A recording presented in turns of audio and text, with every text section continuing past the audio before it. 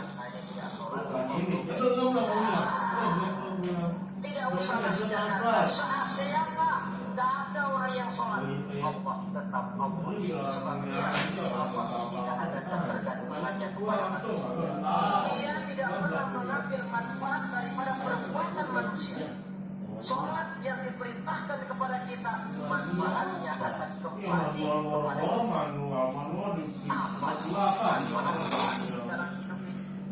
Untuk menjawab apa manfaat sholat, coba ayat yang memerintahkan sholat itu Allah dimulai dengan kata aqimis sholat.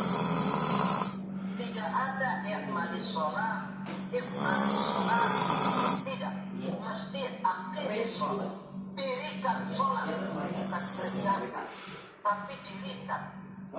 Maaf saudara, mungkin di antara kita sudah banyak yang mengerjakan sholat, tapi belum banyak yang mendirikan sholat. Apa bedanya Pak mengerjakan sholat dengan mendirikan sholat itu?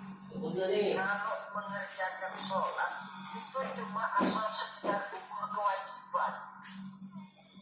Kadang-kadang keluar sholat Jumat tukar sekarang, mentang-mentang khotibnya khutbah, barang-barang kaum muslimin ambilkan yang baik, tinggalkan yang buruk.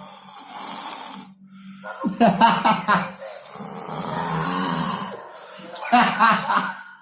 di situ kita lihat bahwa orang macam ini sebenarnya sekedar baru mengerjakan sholat, belum